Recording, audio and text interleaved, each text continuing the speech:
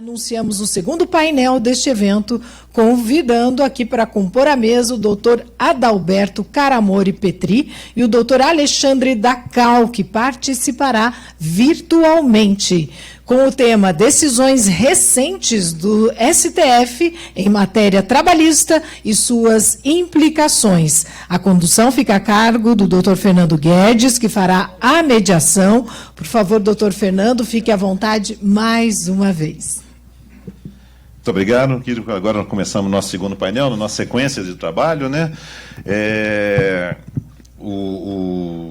Ainda na linha, né, das decisões, né, dos tribunais a respeito de matéria trabalhista, principalmente do STF, começamos com o negociado sobre o legislado por conta de sua especificidade, detalhamento e, principalmente, aplicação prática para os sindicatos e para as empresas, né? Importante, dentro da linha da segurança jurídica, igual nós colocamos aqui, entender qual é o alcance, até onde nós podemos ir, foi a expressão que eu coloquei no início, mas, nos últimos, né, desde 2017, que esse ano, inclusive, completará 5 anos, agora em novembro, a Lei da Reforma Trabalhista. De lá para cá, nós tivemos uma alteração muito grande na legislação, muito significativa, e que levou a muitos questionamentos, justamente por trazer um confronto de cultura, doutor Petri, se eu posso falar assim, em relação ao que estávamos acostumados até então.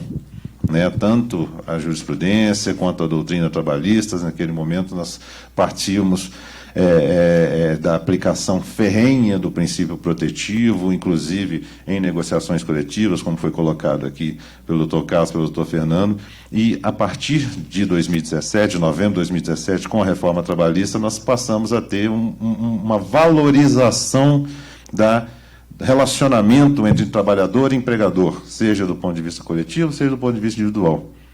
Muitas questões que exigiam legislação ou a negociação coletiva passaram a ser autorizadas pela negociação individual.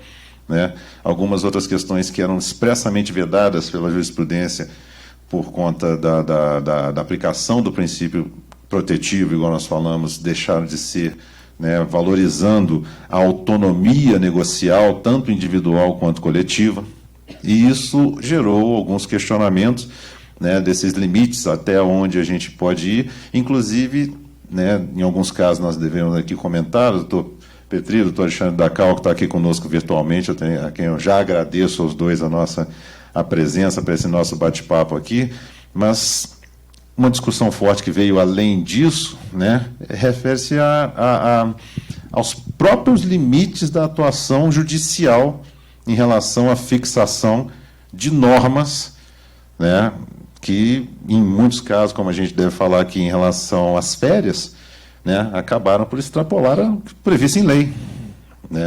Aquela interpretação principiológica que rege as decisões da Justiça do Trabalho, elas estão sendo levadas a questionamento junto ao STF, e o STF tem dito, não, você tem um limite, e o seu limite é a lei. A lei. Isso tem sido debatido, acho que é uma evolução na jurisprudência, que é importante a gente conversar aqui. Nós vamos conversar aqui sobre alguns casos, os principais casos que têm sido discutidos no STF nesse sentido. Então, desde já, passo a palavra aqui, para o doutor Adalberto Petri. Muito obrigado por estar aqui conosco, inclusive presencialmente, aqui do Paraná mesmo, advogado.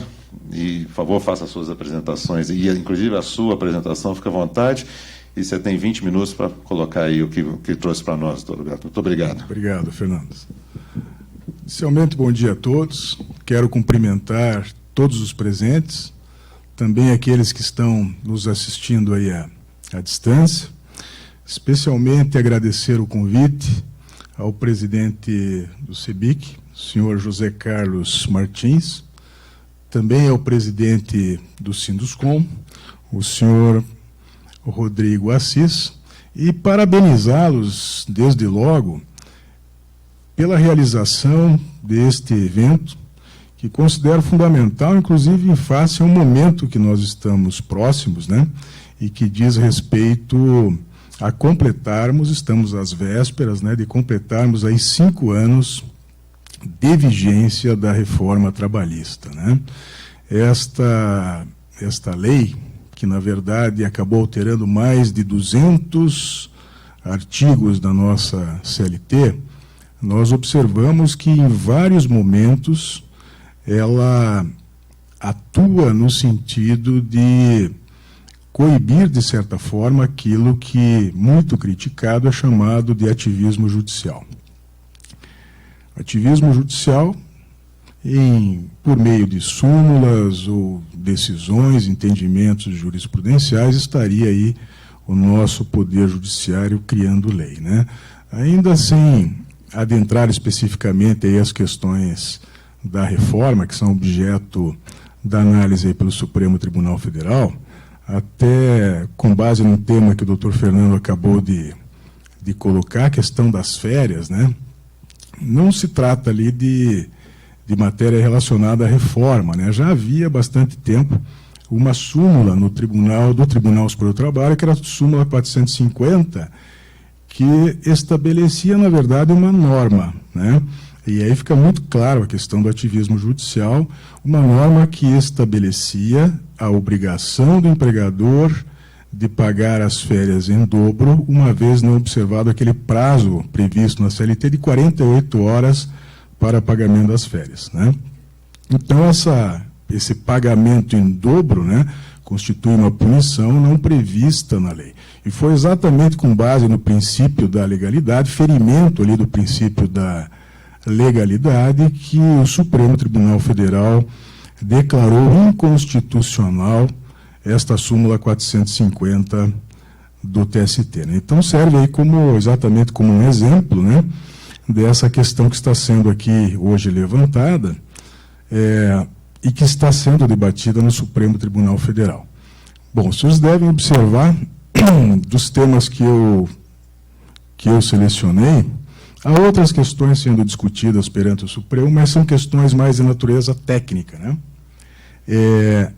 O primeiro deles, ele se sobrepõe a tudo que já foi aqui mencionado no painel anterior, né? Então, o doutor Carlos Vinícius e o doutor Russomano trouxeram de forma muito bem colocada, né, essas questões que levaram ao reconhecimento do negociado se sobrepor à questão do legislado. Eu estava torcendo para que eu não repetisse, não vou repetir tudo que foi dito, né? Eu estava aqui na torcida de que eles não falariam da questão das cotas, né? Aí o doutor Fernando, dos 48 minutos do segundo tempo, e a questão das cotas, né?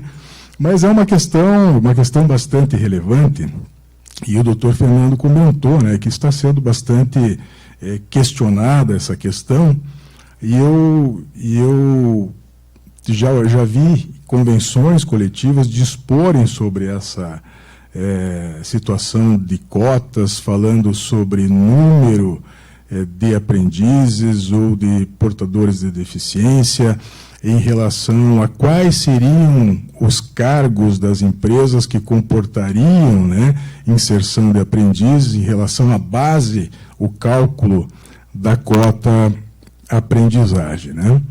E quando nós falamos de direitos fundamentais, aqueles direitos dispostos na Constituição, e que seriam aqueles que estariam infensos à negociação coletiva, né? Aqueles chamados absolutamente indisponíveis.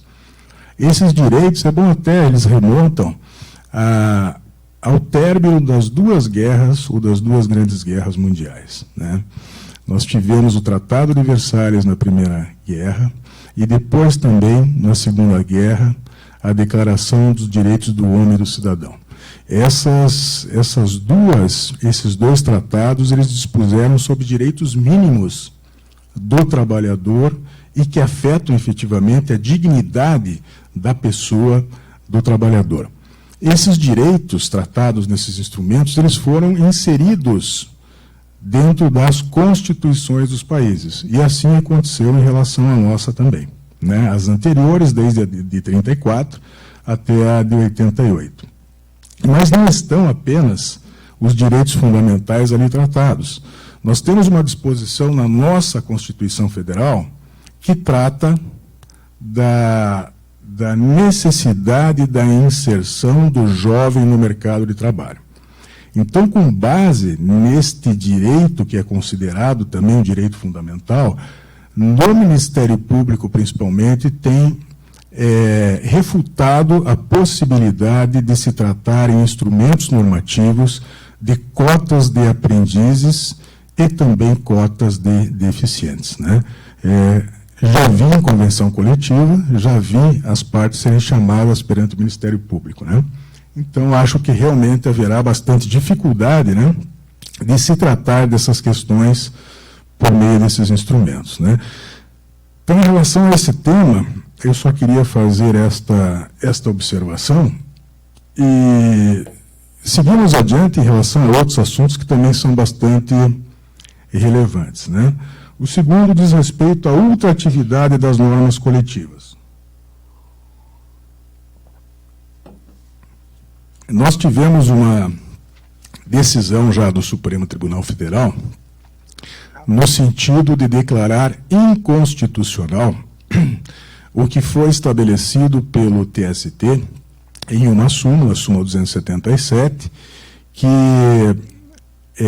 estabeleceu que os instrumentos normativos, os direitos ali previstos, passam a integrar os contratos individuais de trabalho na hipótese de não haver uma negociação ao final da vigência desse instrumento.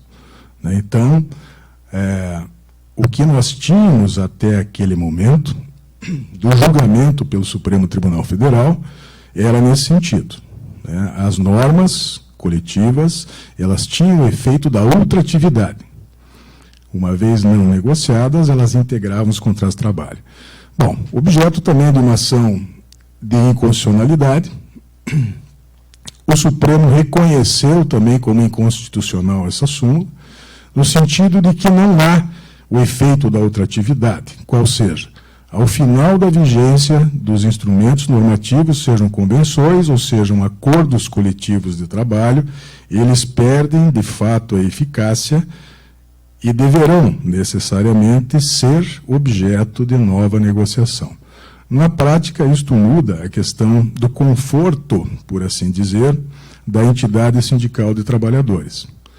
Os sindicatos de trabalhadores normalmente sentiam-se confortáveis ao final da vigência do instrumento em relação às cláusulas sociais, de que, não havendo nova negociação, elas permaneceriam em vigência, né? Então, esse entendimento ele caiu por terra em face a essa decisão do STF, no sentido de que não há a possibilidade do efeito, né, da ultratividade em relação a convenções e acordos coletivos de trabalho, né? Então, necessariamente deverá haver uma nova negociação ao final da vigência do instrumento para que novas normas ou aquelas que lá estão possam permanecer vigentes, tá?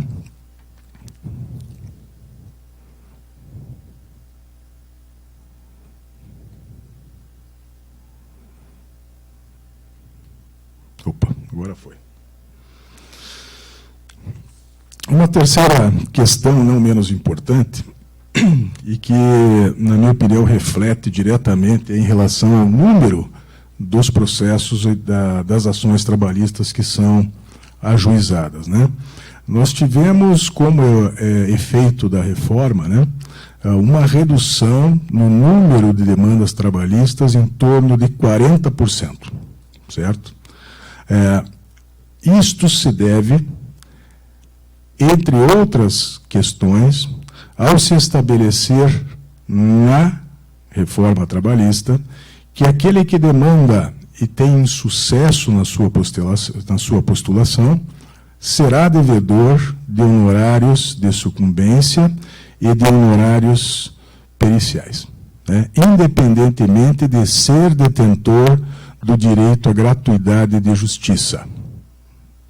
Essa é a disposição da reforma trabalhista. Então, isso tem a ver com aquela questão já mencionada publicamente, já vi um deputado mencionar isso, né? Olha, quem é que não quer jogar um jogo que você nunca perde, né? Então, o trabalhador pode, e realmente houve abusos em relação a isso, né? Postulações sem fundamentos, onde trabalhadores demandavam e que, se eventualmente não tivessem êxito no que estavam postulando, não tinham qualquer consequência negativa. Isso mudou com a reforma trabalhista ao serem implementados ali a questão dos honorários de sucumbência, que podem variar de 5% a 15%. Houve o ajuizamento de uma ação direta de inconstitucionalidade em relação a essa questão, especificamente no que trata daqueles detentores de gratuidade de justiça, ou seja, aqueles trabalhadores que se encaixem nos requisitos também estabelecidos na lei e que falam, né, sobre quem seria o detentor desse benefício, né? Bom, esta ação ela foi parcialmente julgada procedente, né? Foi declarada a inconstitucionalidade, especificamente em relação àquele, né, que tem direito à gratuidade de justiça, né? Então, ele estaria isento do pagamento de honorários sucumbenciais e também isento do pagamento de honorários periciais, certo?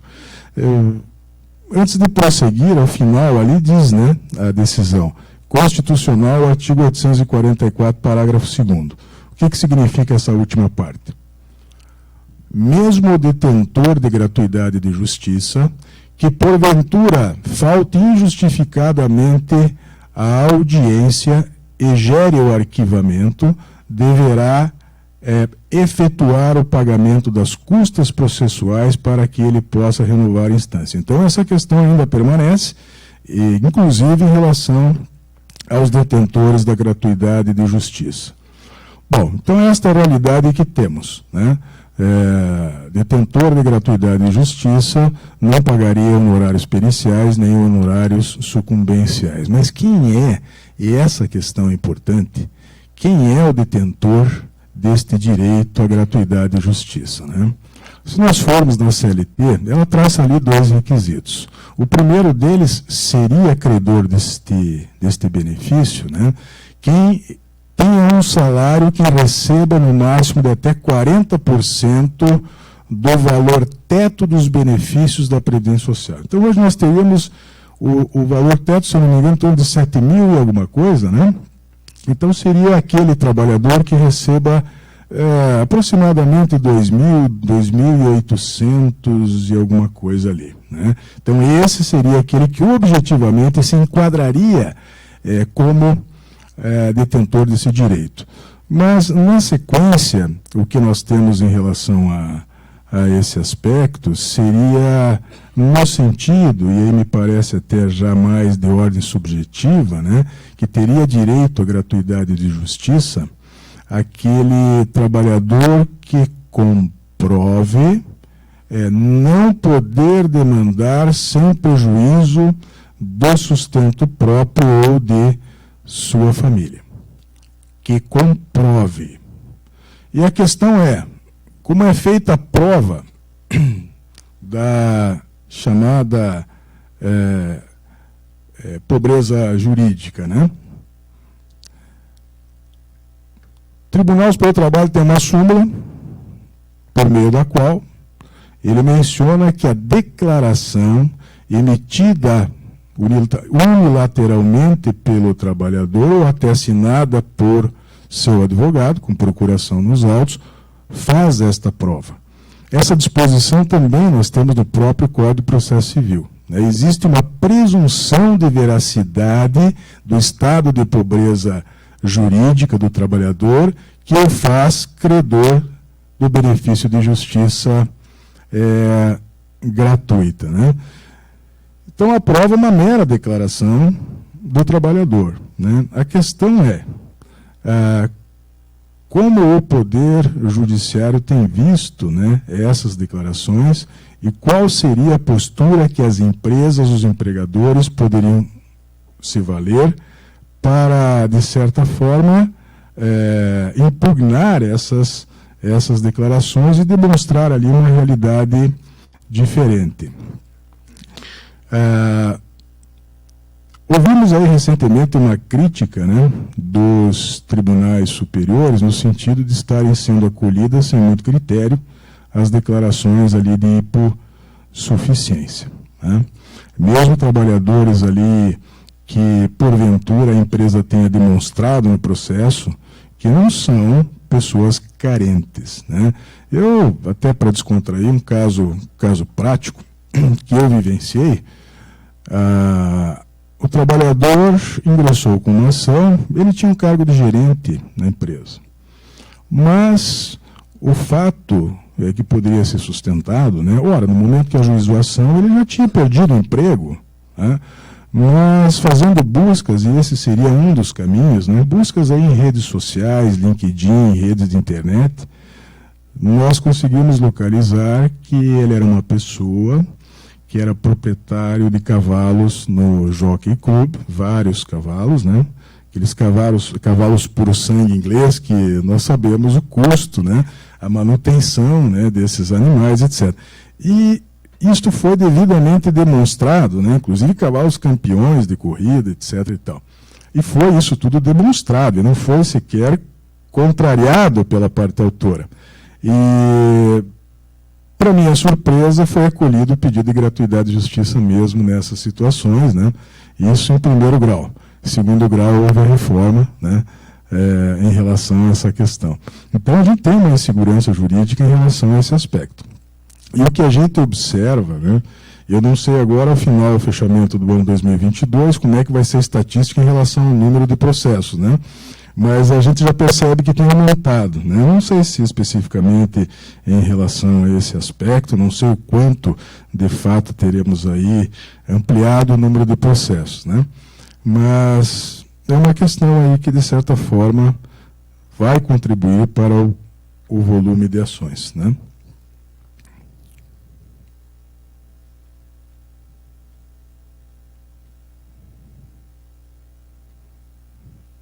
Você vai agora aqui. Foi?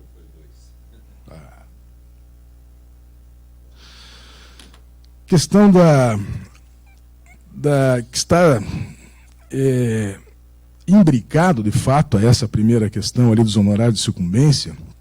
Outra questão que está sendo ventilada, tratada no Supremo Tribunal Federal, é a questão dos valores que são atribuídos a cada pedido na petição inicial, né?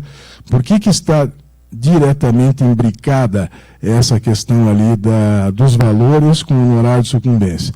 Porque é sobre os valores que são atribuídos a cada um dos pedidos da petição inicial que, uma vez julgados improcedentes, é que seriam fixados os honorários de sucumbência. Então, são questões que estão diretamente ligadas. E temos aí, de fato, uma grande insegurança em relação a esse tema. Há posicionamentos distintos dos nossos tribunais regionais, há decisões do Tribunal Superior do Trabalho, no sentido de que, e essa é a questão, não é necessário que a parte autora atribua valores exatos, aquilo que falam sem estar previsto na lei de fato, liquidação dos pedidos, né? A parte demandante deveria de fato indicar valores precisos na petição inicial, valores líquidos, absolutos, ou caberia uma mera estimativa do que se estaria postulando, né?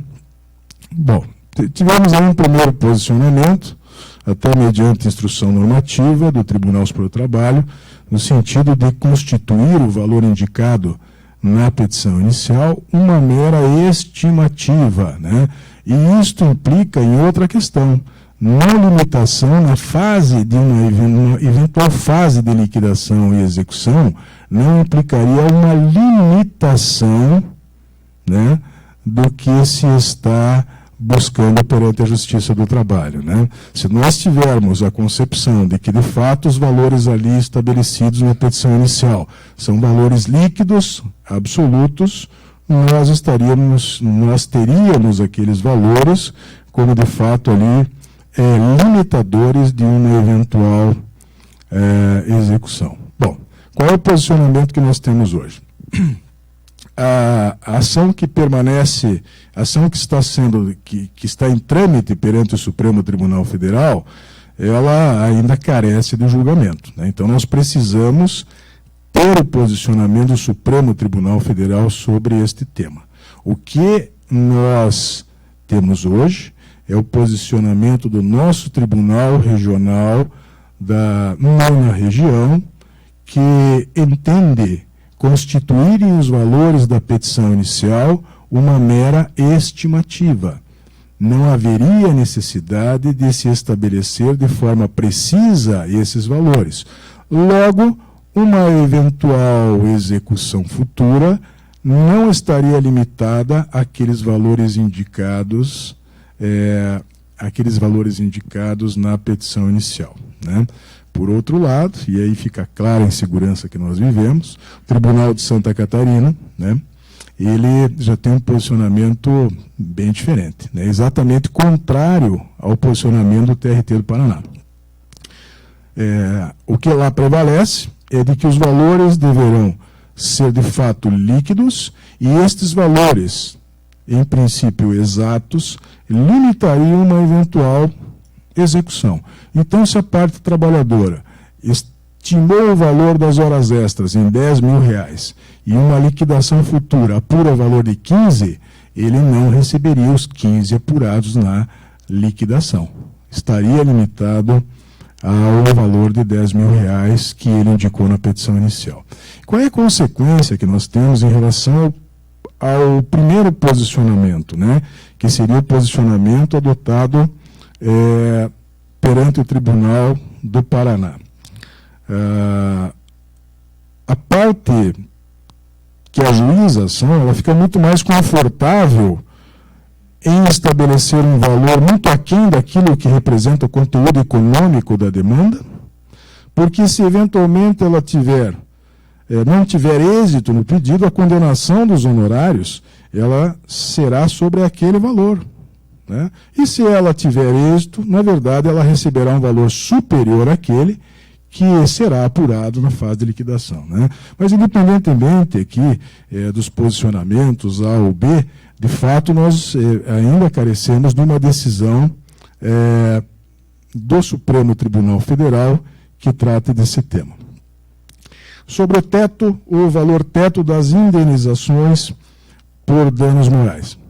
Ainda o julgamento não foi concluído, mas já temos o voto. O ministro Gilmar Mendes entende que aqueles valores indicados na CLT, com base na reforma trabalhista, como teto de indenização por danos morais, se não me engano, tem critérios como leve até 3 salários, moderado até 5, grave até acho que 20 e até 50 na hipótese gravíssima. Foi considerado inconstitucional, né, no voto do ministro Gilmar Mendes, ainda não foi concluído o julgamento, mas considerado inconstitucional e que deve ser tido como uma mera orientação ao julgador, que não precisa se limitar a esses valores. Com base no caso concreto, poderá estabelecer ali valores superiores a esses que são ali estabelecidos, né? Então, creio que vai prevalecer, doutor Fernando, esse posicionamento do Supremo Tribunal Federal, com base no voto do ministro Gilmar Mendes, né? Trabalho intermitente é uma questão fundamental, importantíssima, né? Também não temos aí julgamento de fato concluído, mas com base no voto aí do ministro Edson Fachin, seria no sentido de declarar a inconstitucionalidade do trabalho intermitente como forma de precarização, e esse é o fundamento dele, precarização aí dos direitos do trabalhador, né? Exatamente em face à alternância de períodos de existência de trabalho e períodos de inatividade. Já o voto do relator, né, está sendo contrariado pelo voto de 2 ministros, né, Nunes Marques e Alexandre de Moraes, que entendem pela constitucionalidade desse dispositivo. Ainda teremos aí a conclusão desse julgamento, que poderá nos dar segurança para eventualmente tratar disso em instrumentos normativos, inclusive estabelecendo critérios, né, que devem ser observados aí nesta modalidade de trabalho, né? Se for considerado inconstitucional, realmente ficará difícil, né, mesmo por meio de convenções, ser tratado aí esse tema. Tá? Questão importante também, a dispensa da participação dos sindicatos nas dispensas de trabalhadores, sejam individuais, sejam coletivas e acordos judiciais. Eu não vou aqui tratar das dispensas individuais, inclusive normas coletivas, a nossa convenção prevê, inclusive, a homologação pelo sindicato daqueles empregados com mais de 12 meses de trabalho. A questão interessante diz respeito às dispensas coletivas, né? Ainda não há posicionamento do Supremo especificamente em relação a esse processo. Mas foi tratado aqui, mencionado pelo Dr. Russomano, um caso icônico, que é o caso da Embraer, da onde nós podemos extrair qual será a posição aqui adotada. A Embraer, na época, dispensou em torno de 4.400 empregados, né? Sofreu ali uma demanda judicial, porque estava realizando uma dispensa coletiva sem a negociação coletiva respectiva e sem autorização do sindicato. A reforma trabalhista trouxe para nós a novidade no sentido de que a dispensa coletiva se equipara à dispensa individual, não sendo necessária a autorização prévia do sindicato, muito menos a negociação por meio de acordo coletivo. E qual foi, né, que nos dá alguma dica em relação a qual será a posição do Supremo neste processo, né? Naquela ação, que inclusive foi recentemente julgada, foi concluída, se não me engano, no mês de maio agora de 2022, o Supremo Tribunal Federal disse o seguinte em relação ao caso da Embraer, que não é necessária a negociação coletiva, que não é necessária a autorização prévia da entidade sindical, mas é indispensável a intervenção do sindicato. Ora, não é necessária autorização, mas o que o Supremo não disse nesse caso, e o que preocupa exatamente é essa noção aqui neste processo, né? Que intervenção seria essa? Qual o alcance dessa intervenção, já que o sindicato não precisa autorizar a dispensa coletiva, né? Então, me parece que o Supremo perdeu uma oportunidade de esclarecer isso, para dar mais segurança jurídica, e mais do que isso, perdeu a oportunidade de esclarecer o que significa a dispensa coletiva, né? Até hoje nós não temos uma noção objetiva exata do que seja, né? Então, meus caros, o tempo já me parece que esgotou, né, doutor Fernando? Então, eu termino aqui as minhas ponderações e devolvo a palavra ao nosso presidente da mesa. Obrigado. Obrigado, doutor Petri. Nós temos realmente alguns temas muito interessantes que foram colocados aí, né, mas eu vou deixar para fazer algumas colocações de debate, principalmente sobre a questão dos honorários. Eu acho que é importante a gente trocar uma ideia, como diz o outro, sobre esse sentido, para passar a palavra já para o doutor Alexandre Dacal, né, advogado de Maceió, do JLNAP Advogados, né, assessor jurídico também na parte trabalhista do Sinduscom Alagoas, que poderá falar para a gente suas impressões, como é que essas decisões ou essas discussões estão ocorrendo aí em Alagoas, no Nordeste, Alexandre, né? O que você tem visto aí, pode passar para nós aí, para que a gente possa mostrar as experiências para o Brasil inteiro do entendimento do Tribunal Regional do Trabalho aí. Muito bom dia, muito obrigado pela presença, fica à vontade, por favor, Alexandre. Olá, Fernando, bom dia a todos.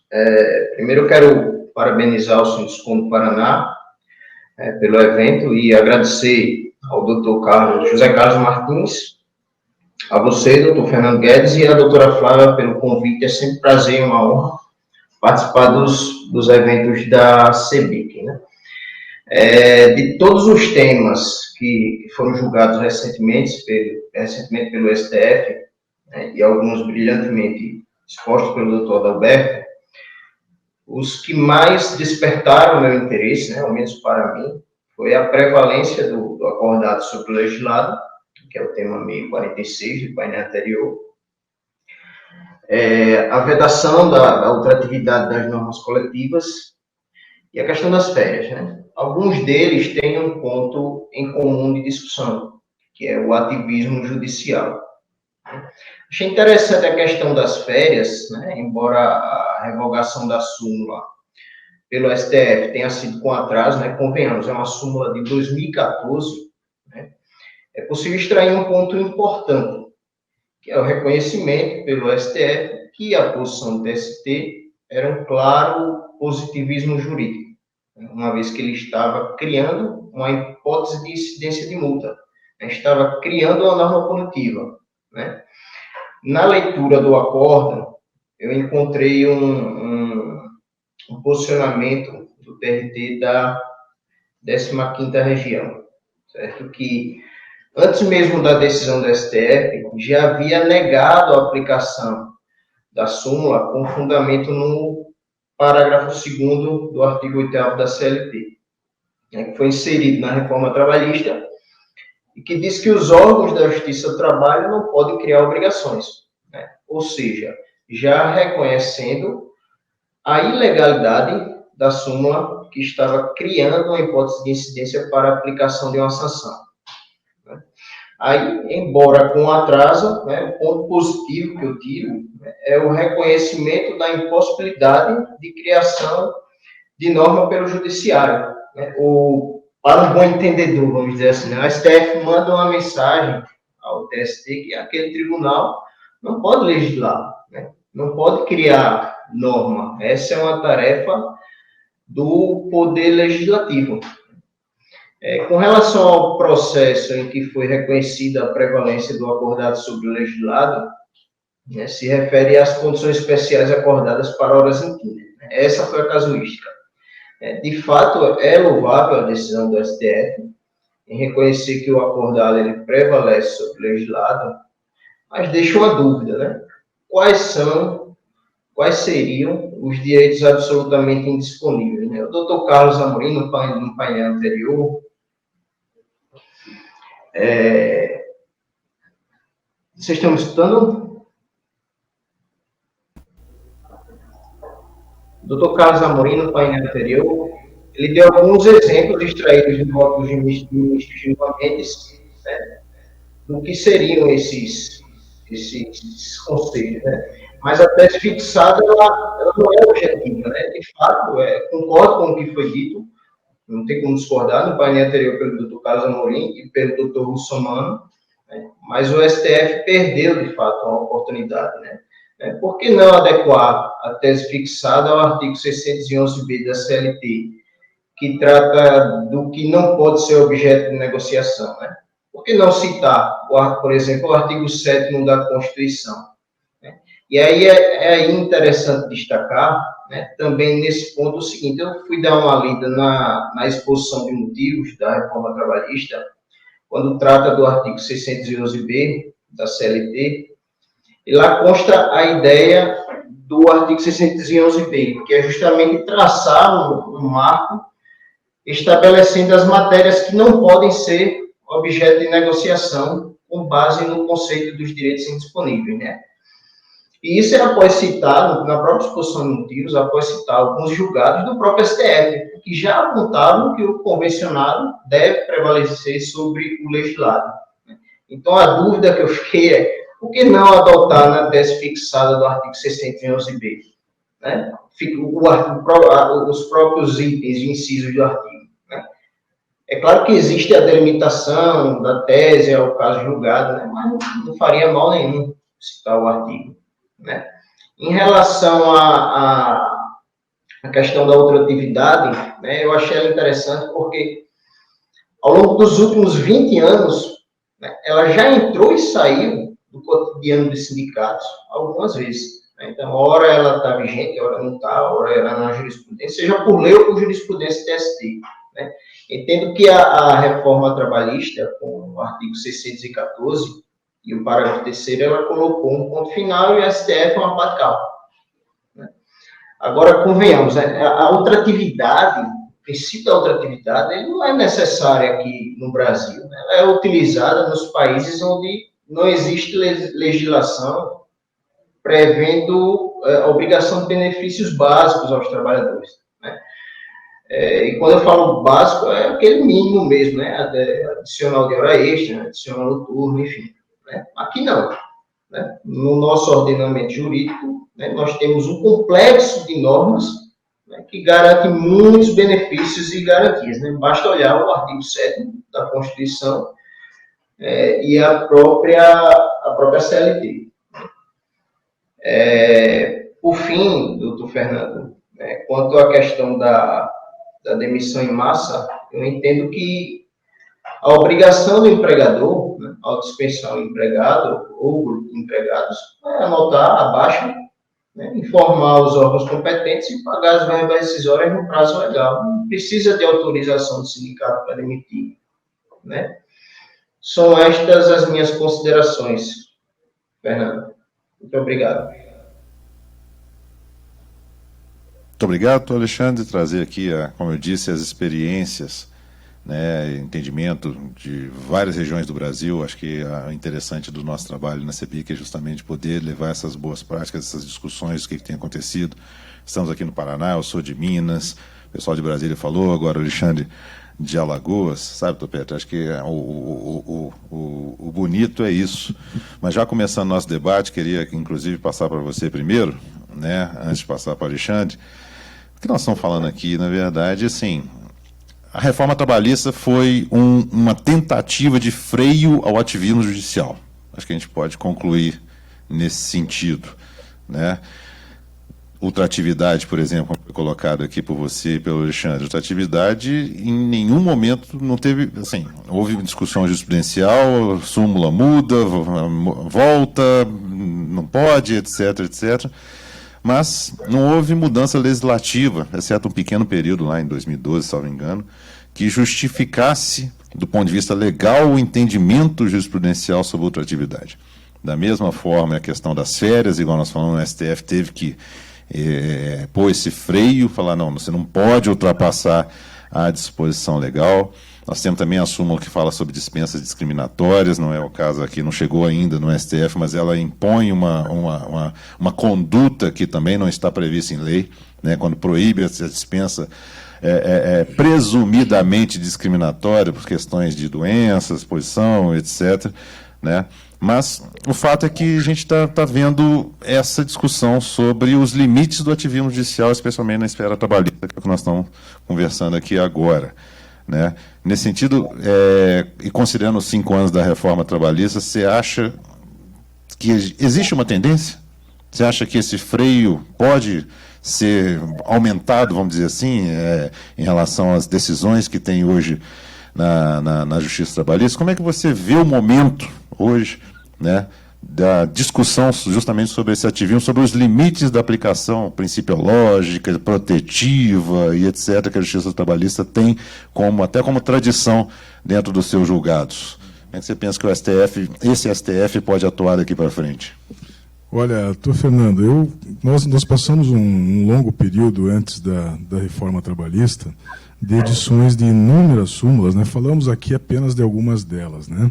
A questão das horas in itinere, a questão do direito adquirido, aquele que recebe gratificação de função por 10 anos ou mais, né? E tantas outras questões, né, que nós não tínhamos uma baliza legal e que o Tribunal Superior do Trabalho acabou ali estabelecendo via entendimento sumular, né? Mas, então veio, efetivamente, a reforma com uma reação. Acho que, muitas vezes, ela foi até um pouco além, efetivamente, da questão do ativismo judicial, mostrando, de fato, uma reação, né?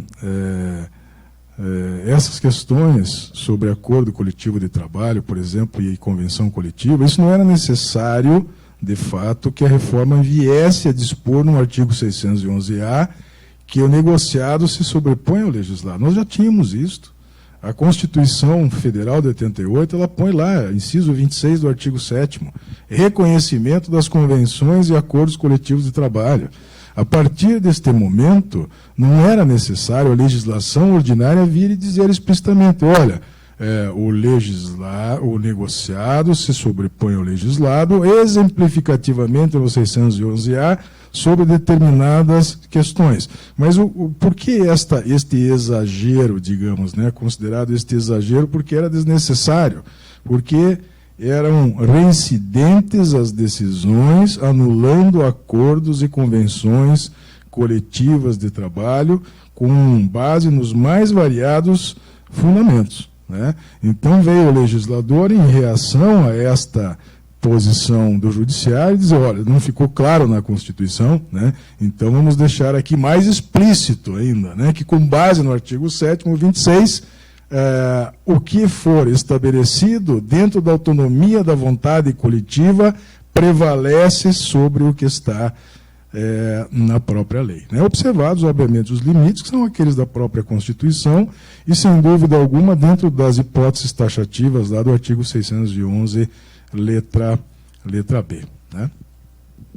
Dentro dessa linha, né, aproveitando aqui o doutor Petri, do que falou, nós tivemos até uma pergunta no nosso chat aqui sobre isso, né, voltando um pouquinho sobre a discussão do painel anterior também, mas quem está falando de decisões do STF somente negociado sobre legislado, outra atividade e tudo mais.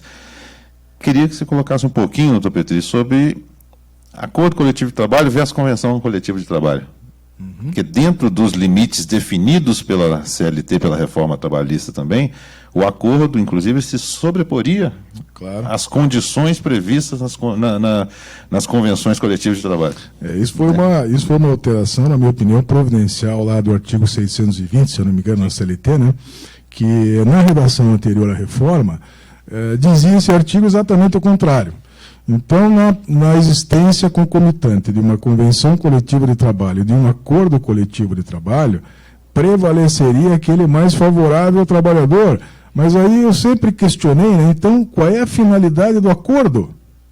Né? Qual é a finalidade do acordo coletivo de trabalho?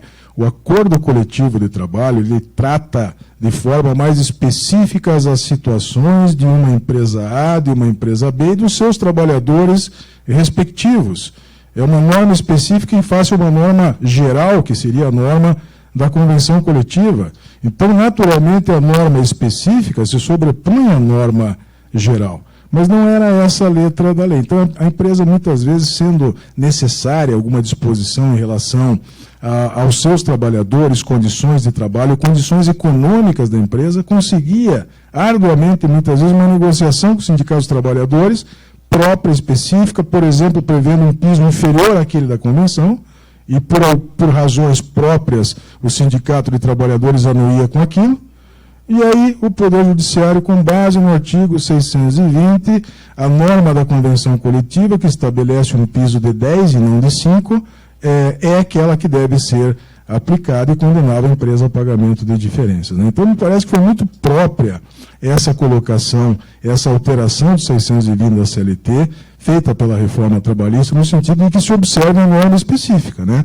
Ou seja, prevalecerá sempre, quando houver concomitância de disposições acerca do mesmo tema, em convenção e em acordo, aquela disposta nos acordos coletivos de trabalho, né? Muito bom, eu vou trazer até aqui um exemplo de uma aplicação prática em que eu já vi casos concretos que o acordo é diferente da convenção. Na construção civil, especialmente na construção industrial, as obras de construção industrial costumam ser dentro de sites de siderúrgicas, mineradoras, indústrias, fábricas, em que dentro daquele chão de fábrica há uma condição diferenciada de uma obra externa, de uma edificação, de uma rodovia, de uma ponte e tudo mais, né? Inclusive por conta de questões que dizem respeito ao próprio contrato de prestação de serviço entre a construtora e a siderúrgica, por exemplo, né? A construtora tinha que fornecer determinados benefícios que não estavam previstos em convenção coletiva para aqueles empregados. Em contrapartida, os salários, né, que eram praticados dentro daquele site eram inferiores aos previstos na convenção coletiva. Então, as empresas firmavam acordos coletivos de trabalho para disciplinar exatamente aquele ambiente de trabalho, aquela condição de trabalho dentro da siderúrgica, né? E isso, durante muito tempo, como o senhor bem disse, foi questionado pela Justiça. A Justiça ignorou essas condições específicas, claras, objetivas, direcionadas para aquele site e determinou a aplicação da regra geral, isso inviabilizando muito a própria prestação de serviço. Claro, perfeito, né? perfeito. Mas o importante falar é que quem conhece do canteiro de obras, quem conhece do chão de fábrica, quem conhece de uma pista de bar, são os trabalhadores e os empregadores. Os empregadores, claro, né? não tenha dúvida. Isso aí é importante que seja colocado, né? Sem dúvida. Mas, ótimo. Essa aqui vai para os dois também, a gente queria debater, mas primeiro passar para o doutor Alexandre, para a gente falar um pouquinho sobre honorários. Honorários, sabe, Alexandre? Só voltando aí em relação ao primeiro ponto, né, o que eu acho que atrapalha um pouco a natureza própria do Estado, né, em matéria de relação do trabalho. Isso que deve ser ultrapassado para que a legislação possa evoluir. Né? O que o trabalhador, né, ou os trabalhadores representados no sindicato, eles não podem decidir sobre o que é melhor para eles, né?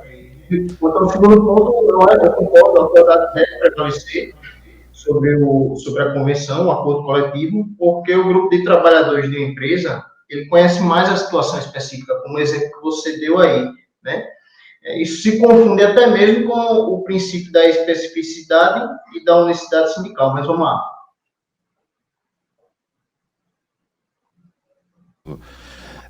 Pelo doutor Carlos Vinícius, pelo doutor Fernando Russomano e repetido do doutor Petri aqui, de valorizar a negociação coletiva, garantindo a paridade de armas, né? Se o sindicato ele ouve por bem firmar aquele acordo, assinar aquilo, ele sabe exatamente o que ele está fazendo, e isso tem que ser valorizado, isso tem que ser validado, inclusive. Mas eu queria falar de outra coisa que acho que é importante, que é dentro que mexe com o dia a dia das empresas e trouxe muita aflição, muita apreensão, que é a questão dos honorários sucumbenciais. Né? Até porque os dispositivos foram declarados inconstitucionais e dizem respeito à fixação de honorários sucumbenciais para o beneficiário da justiça gratuita, ou seja, o trabalhador.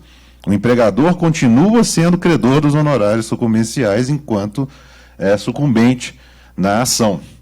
Né? Sucumbente na ação. E eu acho que a grande discussão, de fato, são os critérios para a concessão da justiça gratuita. Né? Porque na esfera civil, né, com base no novo Código de Processo Civil, não tão novo mais, né, a gente tem ainda mania de falar, nós que somos do Código 73, a gente tem que falar o Código 2005 como novo, mas na aplicação dos preceitos do Código de Processo Civil, a justiça comum é bem mais rigorosa quando da concessão da justiça gratuita. Inclusive, a justiça é que determina que aquele que requer a justiça gratuita comprove a sua situação. Na Justiça do Trabalho nós temos, inclusive, as poucas decisões que eu conheço, não sei quanto a vocês, queria ouvir os dois a esse respeito, falam que a comprovação é do empregador, de que aquela declaração do empregado ou do trabalhador, né, de que não teria condições de arcar com o processo em prejuízo do seu sustento, né, seria inválida. Então, minha opinião, eu acho que as empresas, né, os advogados de empresas, inclusive, têm que começar a tratar nas defesas nesse respeito, né, questionando, inclusive, que a concessão indiscriminada, a meu ver, ela fere a isonomia e o devido processo legal dentro do processo judicial. A justiça ela tem que, de ofício, na minha opinião, agir para que a pessoa que requer a justiça gratuita comprove a sua posição, a sua situação. Né? Eu acho isso fundamental. Sabe, doutor Petro, eu ouvi primeiro sobre isso, eu não sei se eu estou em devaneios aqui falando, que eu acho que a gente tem que... Porque nós precisamos brigar, levar isso para a discussão para os tribunais superiores nesse sentido. Né? Primeiro o senhor, depois o Alexandre, que nessa linha, eu acho que do jeito que está, que a gente sempre aprende lá no banco da escola, né? No processo judicial prevalece a isonomia das partes. Na aplicação do direito material, eu posso indúbio para o operário, mas no processo, de forma alguma, eu posso tratar de forma diferente, não é isso? Sem dúvida, esse princípio do indúbio para o operário não é aplicável ao direito processual, apenas em relação à aplicação do direito material. Né? Mas o que nós estamos observando em relação à questão dos honorários? Né? a interpretação do judiciário tem quebrado, de certa forma, a eficácia da questão da verba honorária. A lei ela é muito clara em relação à necessidade de comprovação por parte do trabalhador de que ele não pode demandar sem prejuízo do seu sustento próprio, e de sua família, né? Então seria ônus de prova do trabalhador, está claríssimo isso na lei.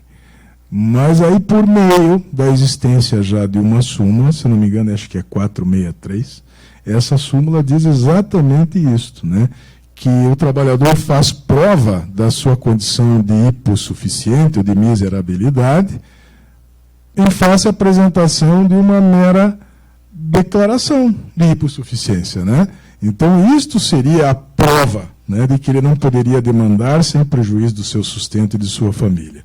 Então, fica muito simples, porque se ele faz a prova, conforme a súmula do TST estabelece, caberá à parte ré, caberá à empresa, a contraprova de que, de fato, não é verdadeira aquela declaração, né? E nós ficamos, muitas vezes, com muita dificuldade para a produção dessa prova. A apresentação, requer a Vossa Excelência que determine ao fisco que apresente a declaração, ou o próprio trabalhador que apresente a declaração de imposto de renda, né?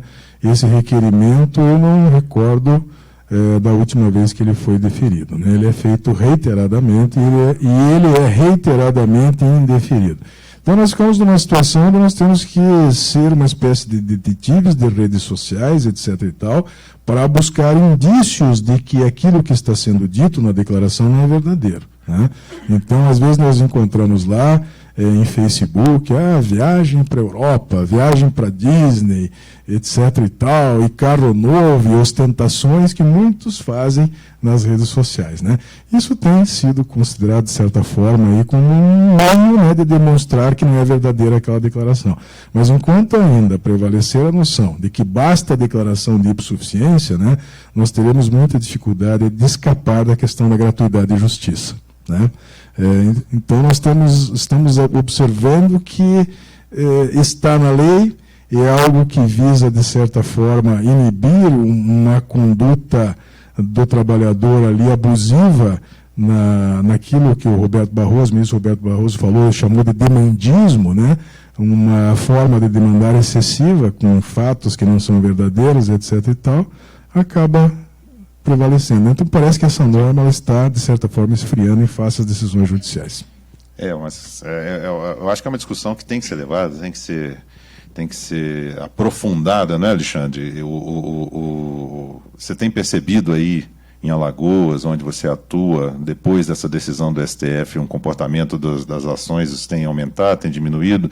Como é que você tem visto isso aí na sua região em relação à questão dos honorários?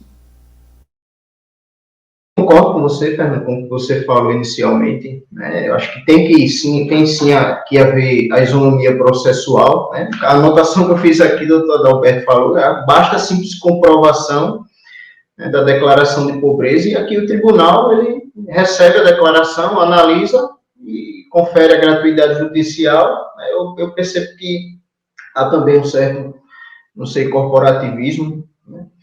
Mas uma saída inteligente, uma possível saída seria aquele trabalhador que sucumbir na parte maior do pedido, arcar com os honorários, né, em forma de compensação. Entendeu? É isso que eu vejo uma saída, mas como o doutor Adalberto falou aí, que não vai mudar, não. Vai prevalecer esse entendimento.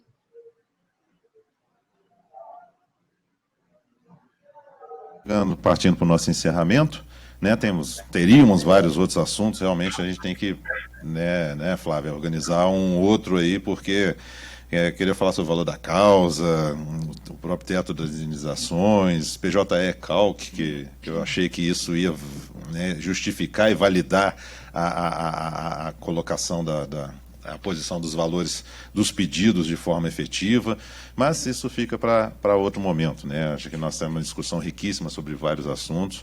Eu quero passar para o encerramento a palavra para vocês dois, já agradecendo, começando aqui pelo doutor Petri, que está do meu lado. Doutor Petri, muito obrigado. Colocou aí as coisas de forma clara. Acho que alguma angústia por parte dos empregadores, especialmente da construção, que nos assiste, nos ouve, em relação especial a essa questão dos honorários. Né? De fato, ninguém quer voltar àquele momento em que havia... A obra acabou, né? A obra acabou, os trabalhadores foram dispensados, era questão de tempo em que as reclamações trabalhistas começassem a chegar. Era assim, aquele negócio já fazia parte do processo, né? Da tradição, vamos dizer assim, do setor da construção. E isso é algo que a gente precisa realmente debater mais, discutir mais, para criar uma forma de, como diz o ministro Barroso, a gente segurar, ou controlar, ou administrar esse demandismo, igual foi colocado. Doutor Petri, muito obrigado por suas colocações finais, né? Fique à vontade. Eu, na verdade, concluo, né, enaltecendo aí esta iniciativa, né, do CEBIC, do Sinduscom, na realização desse evento. Acho fundamental isso, né, para acompanharmos a evolução das questões relacionados à reforma trabalhista, né? Foi posta lá em 2017 e tem, exatamente em face a essas decisões do Supremo Tribunal e da interpretação judicial, sofrido algumas alterações, né? Então é fundamental que a gente debata isso. Não deu tempo realmente, como o doutor Fernando falou, ficou de fora aqui até a questão do acordo individual em escala 12/36, né? E alguns assuntos dessa natureza, né? Mas fundamental, quero elogiar novamente, né, parabenizar o doutor Fernando pela condução dos trabalhos aí, que está sendo, a meu ver, aí, muito boa. Excelente. Obrigado. Doutor Alberto Petri, muito obrigado. Doutor Alexandre da Cal, pelas suas considerações finais, agradecendo mais uma vez a sua presença. Doutor Fernando, eu que agradeço o convite e me coloco à disposição, né, para os próximos eventos. E agradecer também a doutora Flávia, e parabenizar ao Sinduscom do Paraná, um evento de sucesso aí, e desejar a todos um ótimo dia. Ok, devolvo. Agradecemos aqui a participação dos painelistas Dr. Fernando Guedes, o Dr. Adalberto Petri e do Dr. Alexandre da Cal.